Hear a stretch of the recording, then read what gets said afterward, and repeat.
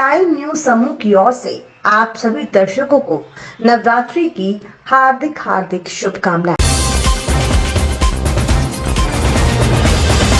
नमस्कार, आप देख रहे हैं टाइम्स न्यूज और मैं हूं आपके साथ कंचन। मध्य प्रदेश के जबलपुर हाईकोर्ट में एक युवा अधिवक्ता अनुराग साहू महिला आरक्षक से दुष्कर्म के आरोपित टीआई संदीप अयाचिक की जमानत अर्जी का विरोध करने न्यायमूर्ति संजय द्विवेदी के कोच में खड़े हुए थे। इसी दौरान जज और वरिष्ठ अधिवक्ता के बीच कहासुनी हो गई, जिसमें न्यायमूर्ति संजय द्विवेदी द्वारा अधिवक्ता अनुराग साहू को अश्लील शब्द कहे और कहा कि महिला रेप केस में तुम्हें आरोपी बना दिया जाएगा। इसी के साथ आरोपी द्वारा भी अधिवक्ता अनुराग साहू को अपशब्द कहे गए, जिससे आहत होकर अधिवक्ता ने अपने घर पर जाकर फांसी लगाकर आत्महत्या कर ली थी, जिसका विरोध जबलपुर बार एसोसिएशन द्वारा जमकर किया गया। वहीं जबलपुर अधिवक्ता के विरोध का असर शनिवार को इंदौर जिला कोर्ट में भी देखने को मिला, जहां जिला कोर्ट बार एसोसिएशन द्वारा एक दिन काम बंद कर विरोध जताया गया। वहीं अभिभाषक संघ के अध्यक्ष दिनेश पांडे ने मांग की है कि दोषी लोगों पर कार्रवाई की जाना चाहिए और न्यायमूर्ति को सैलरी में से आधी सैलरी अधिवक्ता अनुराग साहू के परिवार को हर माह दी जानी चाहिए। यही है कि वकील का संघ बहुत बुरा हुआ है और इंदौर अभिभाषक संघ को जो स्टेट बार काउंसिल के माध्यम से पूरे मध्य प्रदेश में जो निर्णय लिया गया है, उससे इंदौर अभिभाषक संघ की ओर से कार्य से विरत रहने के लिए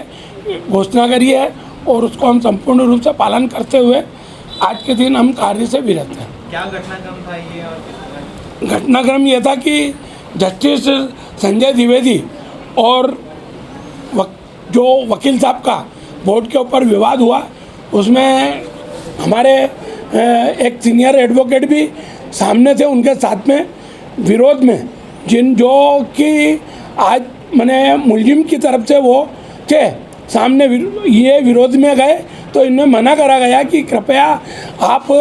इसमें विरोध ना करें। और वकील और उनका दोनों का, जज साहब का दोनों का आपसी समन्वय हो चुका था और बैठ चुके थे आपस में। कुछ लेन देन की प्रक्रिया उनके साथ में हुई थी, उन्होंने वो करा, वहाँ मुलजिम भी खड़े थे साथ में और उन्होंने इसका विरोध करा और विरोध करने के कारण उनने यह धौंस दी कि आप पे सीबीआई और आपके खिलाफ महिला उत्पीड़न का केस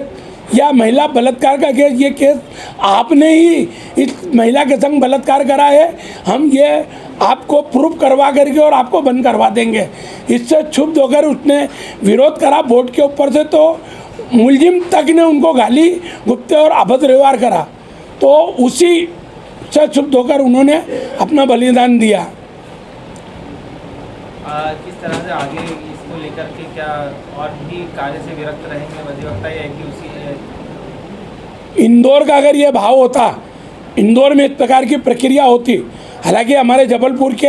एडवोकेटों ने जो सराहनीय कार्य करा है, हम उनको धन्यवाद देते हैं, मगर फिर भी अगर इंदौर में होता तो मरने का काम नहीं था। हो सकता है कि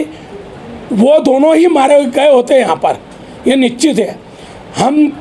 इसका जवाब इस प्रकार से नहीं चाहते हैं कि हम अपनी आत्महत्या करें, सामने वाला खुद मजबूर होकर मर जाए, वो ही हम चाहते हैं। हम अपमान नहीं चाहते हमारे एडवोकेट का। इस प्रकार से जो हत्याएँ आत्महत्या हो रही है और कई लोग चुप होकर के सहन कर रहे हैं बोर्ड के ऊपर से, एक उच्च आसन पे बैठ के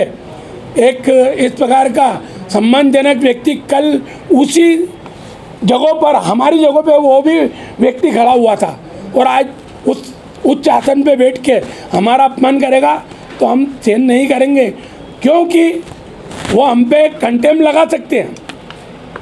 मगर उनके लिए कंटेम क्या होगी ये सोचा जाए। सीनियर जजों को, जो सुप्रीम जज हैं, सुप्रीम कोर्ट के जजेस हैं या जो भी जबलपुर के हाई कोर्ट जजेस हैं, उनको इसमें संज्ञान लेकर के और सबसे पहले उनके ऊपर कार्रवाई करना चाहिए और कार्रवाई करके जो उनकी तनख्वाह है, उनकी तनख्वाह में से आधा पैसा हर माह उनके परिवार को, वकील साहब को देना चाहिए। आपका परिचय? मेरा परिचय है, मैं दिनेश पांडे, एडवोकेट, इंदौर अभिभाषक संघ का अध्यक्ष।